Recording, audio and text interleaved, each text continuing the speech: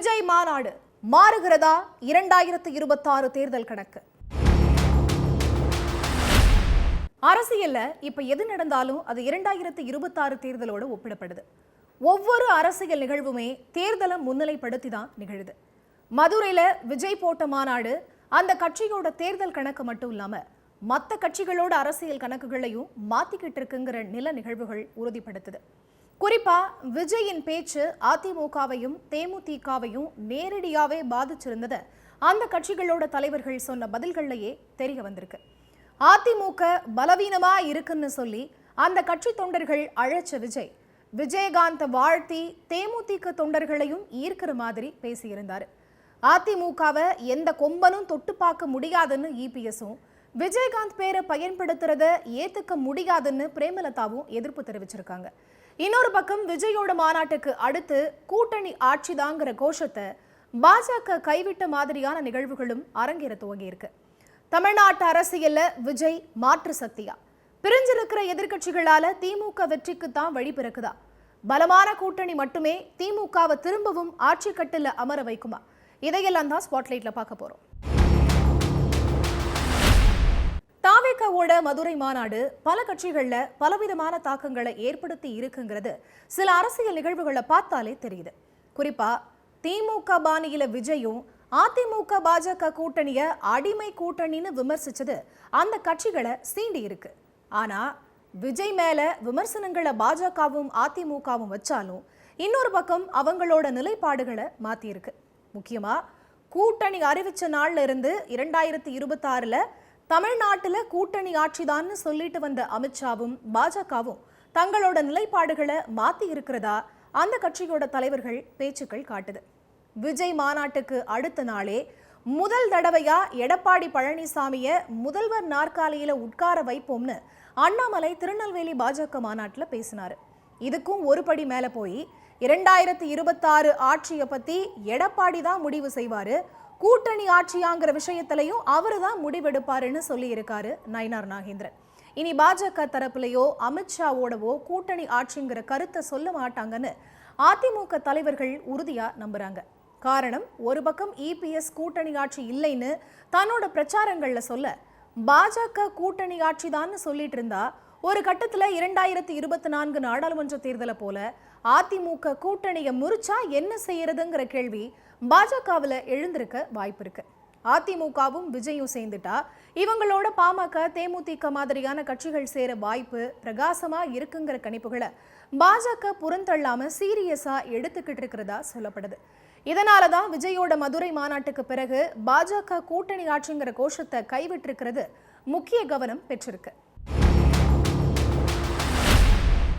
திமுகவுக்கு போட்டி தாவேகதான்னு விஜய் பேசினதுக்கு இதுவரைக்கும் திமுக எந்த பதிலையும் சொல்லல. ஆனா விஜய் பேசின அடுத்த ஒரு மணி நேரத்துல அதிமுக பொதுச் செயலாளர் எடப்பாடி பழனிசாமி விஜய்க்கு சூடா பதில் கொடுத்தாரு.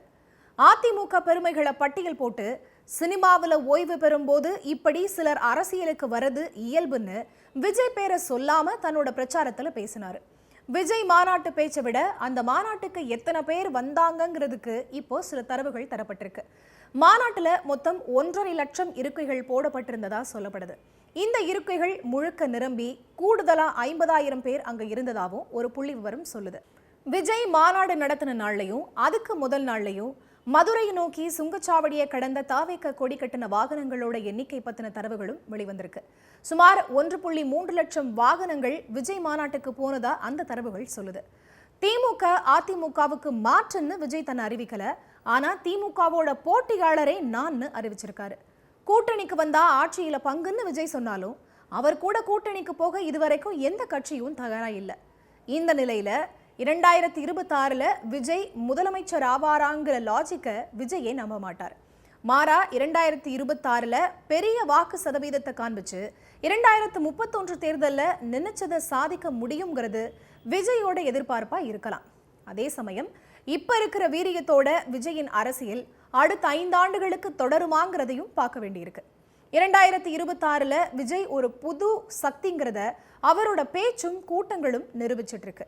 பலமிழந்திருக்க அதிமுகவோட கூட்டணி அமைக்கும் நோக்கத்துல விஜய் இருக்கிறதா தகவல்கள் வெளியான நிலையில எந்த அடிமை கூட்டணியில சேர வேண்டிய அவசியம் நமக்கு இல்லைன்னோ தற்போதைய அதிமுக தலைமையை விமர்சிச்சதோட எம்ஜிஆர் மற்றும் அதிமுக தொண்டர்கள் மீது அக்கறை இருக்கிறதா பேசியிருந்தாரு.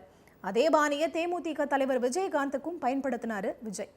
இது அதிருப்தியில இருக்க அதிமுக மற்றும் தேமுதிகவோட வாக்குகளை கூட்டணியே இல்லாம தன் பக்கம் இழுக்கிற விஜயோட வியூகமாவே பார்க்கப்படுது. விஜயோட வியூகப்படி இருதரப்பிலிருந்து சுமார் 20% வாக்குகள் தாவேக பக்கம் வந்தாலே விஜய் கூட்டணி எதுவுமே இல்லாமலேயே பெரும் வாக்கு வங்கியை நிரூபிக்க முடியும்னு கணிக்கப்படுது. விஜயோட மதுரை மாநாட்டில் அவர் எம்ஜிஆரையும் விஜயகாந்தையும் முன்னிறுத்தினதா பார்க்கப்படுது. அதிமுக பலவீனமா இருக்குன்னு அந்த கட்சி தொண்டர்களையும் பலவீனமான கட்சின்னு தேமுதிகவை சொல்லாம அதன் தலைவர் விஜயகாந்தை புகழ்ந்தும் அவரோட தொண்டர்களை தன் பக்கம் இழுக்க திட்டம் போடுறாருங்கிற விமர்சனங்கள் ஒரு பக்கம் இருந்தாலும் அவர் ஜெயலலிதாவோட அரசியல் பாணியத்தான் தன்னோட பாணியா வச்சிருக்காருங்கிறது மதுரையில வெளிப்படையா தெரிய வந்திருக்கு. ஒவ்வொரு தேர்தலையும் ஜெயலலிதா எல்லா தொகுதியிலையும் நானே நிக்கிறதா வேலை பார்க்கணும்னு தொண்டர்களுக்கும் நிர்வாகிகளுக்கும் மேடையிலேயே கட்டளையிடுவாரு. அதை போலத்தான் விஜயும் எல்லா தொகுதிகளையும் நானே நிக்கிறேன்னு வேலை பார்க்கணும்னு சொல்லியிருக்காரு. அரசியல்ல விஜய் விஸ்வரூபம் எடுக்கிறாருங்கிறத மறுக்க முடியலனாலும் விஜய் அதிமுக உட்பட தன்னோட எதிரிகளை திமுக எப்படி சமாளிக்க போகுதுங்கிறது தேர்தல் களத்துல அந்த கட்சி செயல்படுறதுல அடங்கியிருக்கு.